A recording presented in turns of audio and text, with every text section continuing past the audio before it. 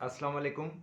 मेरा जो पुराना यूट्यूब चैनल था उसका पासवर्ड मैंने कहीं पे लिख के रखा था, मगर मोबाइल को रीस्टोर करना पड़ा और अभी वो पासवर्ड नहीं मिल रहा।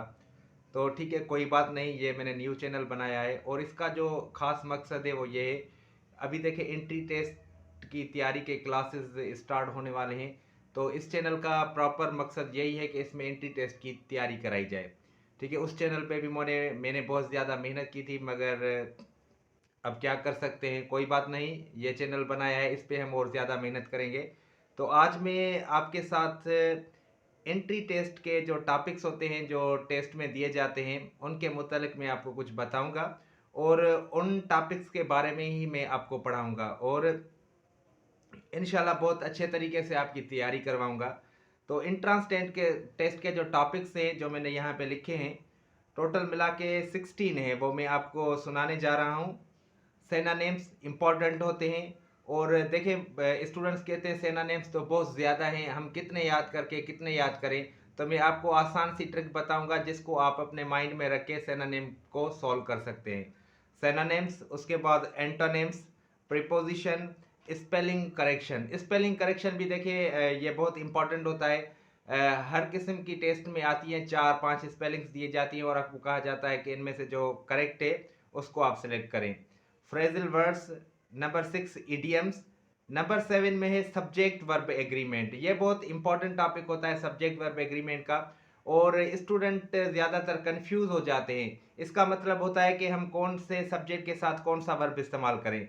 सिंगुलर सब्जेक्ट होता है तो वर्ब कौन आता है और कौन सा आता है, और प्लूरल सब्जेक्ट आता है तो वर्ब कौन सा आता है। उसके बाद inverted form of the sentence. Number 9 tenses पढ़ेंगे। टोटल कुल मिला के 12 टेंसेज हैं, उनको पढ़ेंगे। Number 10 transformation of sentences. Sentence को ट्रांसफॉर्म करना, एक फॉर्म दिया जाता है, आप उसको दूसरे फॉर्म में चेंज करते हैं। सेंटेंस दो तरह के लिखते हैं मगर मतलब उनका एक ही होता है। और नंबर 11 है causative sentence. Number 12 conditional sentence. Number 13 एक्टिवाइज passivise. Number 14 narration, जिसको आप डायरेक्ट इनडायरेक्ट स्पीच भी कहते हैं। और number 15 question text. Number 16 parts of speech. जो भी इंपॉर्टेंट होते हैं टेस्ट में दिए जाते हैं उनके मुतालिक हम तैयारी करेंगे।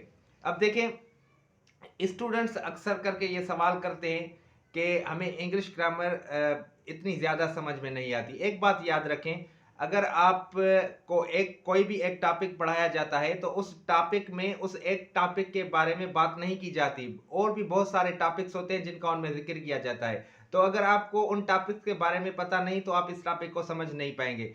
इसलिए बेहतर है कि आप इंग्लिश को पूरा पढ़ें। स्टूडेंट क्या करते हैं, अगर एक टॉपिक समझ में नहीं आया तो छोड़ देते। ऐसे नहीं होता, इंग्लिश बहुत बड़ी लैंग्वेज है, उसमें बहुत सारी ट्रिक्स होती हैं। जब आपको सब आप उन पढ़ेंगे, सबको पढ़ेंगे तो तभी आपको कुछ समझ में आ जाएगा। इंशाल्लाह इस चैनल पे हम अगेन तैयारी करेंगे और मैं बहुत अच्छे से आपको पढ़ाऊंगा। थैंक्स।